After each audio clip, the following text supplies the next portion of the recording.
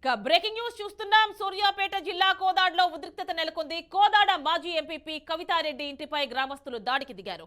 గత ప్రభుత్వంలో అధికారాన్ని అడ్డం పెట్టుకుని తమ భూమిని కబ్జా చేసినట్టు గ్రామస్తులు ఆరోపిస్తున్నారు. భూమి తమదని ప్రశ్నిస్తే అక్రమ కేసులు బనాయించి చిత్రహింసలకు గురి చేస్తున్నారని అంటున్నారు. తమకు న్యాయం చేయాలని మాజీ ఎంపీపీ కవితారెడ్డి ఇంటి వద్ద టెంట్ వేసి ఆందోళనకు దిగారు గ్రామస్తులు.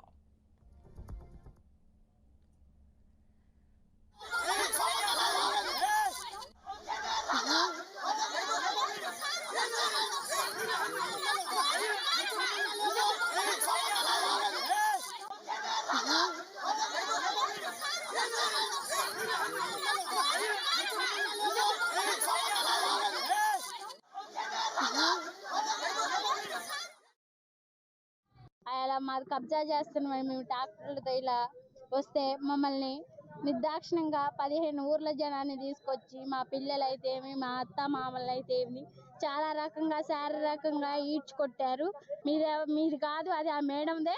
మేడం అధికారంలో ఉన్న రోజులు మీదేమి పలుకుబడి ఉండదు. ఈ కాంగ్రెస్ ప్రభుత్వం వచ్చిన కాడ నుంచి మేము మళ్ళీ ఏంటి మా పరిస్థితి ఏంటని పై అధికారులను కలుసుకొని అందరు అన్నారు, మీ ఫీల్డ్లోకి పోయి మీరు కబ్జా చేసుకొని ఉండండి, మిమ్మల్ని వచ్చి ఎవరు ఏమంటారో అని. అట్లా అధికారులు మాకు చెప్తే మేము ఉదయం గేట్లు తీస్తుంటే కవితమ్మ గారు బరాబర్ వచ్చి ఏంటి మీదేంది ఇలా అని అంటే, ఇది మా ప్లేస్, మా కబ్జా, అసలు నువ్వు ఇల్లు ఎందుకు కట్టినవు, ఇది మీది కాదని మేము గేట్లు పగలు కొడుతుంటే మా అత్తగారు తాడు గుంజి తెంపేసింది.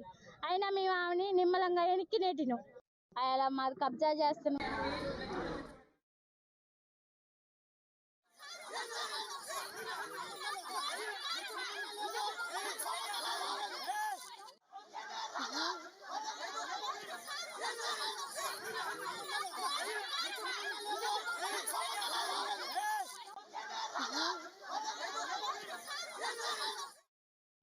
అది కోదాడ మాజీ ఎంపీపీ కవితారెడ్డి అధికారాన్ని అడ్డుపెట్టుకుని గ్రామస్తుల భూములు కాజేశారని అక్కడ గ్రామస్తులు నిరసన వ్యక్తం చేస్తున్నారు. ఫుల్ డీటెయిల్స్ మా కరెస్పాండెంట్ నల్గొండ నుంచి అందిస్తారు.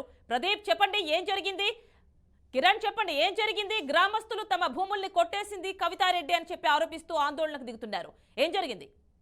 అయితే గత కొద్ది రోజులుగా ఎంపీపీ కవితారెడ్డి తమ గ్రామంలో అక్రమంగా భూములు ఆక్రమిస్తూ గత ప్రభుత్వంలో ఆమె ఎంపీపీగా ఉండటంతో గ్రామస్తులందరూ కూడా కొద్ది రోజులుగా ఆమె చేసినటువంటి నిర్వాహం పట్ల సందిగ్ధంలో ఉన్నారు. తిరిగి కాంగ్రెస్ గవర్నమెంట్ వచ్చిన తర్వాత కూడా అదే విధంగా ఎంపీపీ కవితారెడ్డి వ్యవహరిస్తుండటంతో ఈ రోజు గ్రామస్తులందరూ కూడా ఆమెపై తిరుగుబాటు చేసి ఆమెతో గొడవకు దిగడం జరిగింది. అయితే గత 5 సంవత్సరాలుగా ఆమె ఎంపీపీగా ఉంటూ గ్రామంలో అందరి భూములు కూడా లాక్కుంటూ తనకు నచ్చిన విధంగా అందరిని భయపెడుతూ వ్యవహరిస్తుండటంతో కొద్ది రోజులు ఓపిక పట్టినటువంటి గ్రామస్తులందరూ కూడా తిరిగి ఈ రోజు ఆమెను అడ్డుకొని ఆమెపై దాడి చేయడం జరిగింది. దీంతో కవితారెడ్డి పోలీస్ స్టేషన్ లో ఫిర్యాదు చేయగా గ్రామస్తులందరూ కూడా ముక్త కంఠంతో కవితారెడ్డి చేసినటువంటి అరాచకాలను అయితే తిప్పికొట్టడం జరిగింది. ఇరు వర్గాలు కూడా పోలీస్ స్టేషన్ లో ఫిర్యాదు చేసుకోవడం జరిగింది.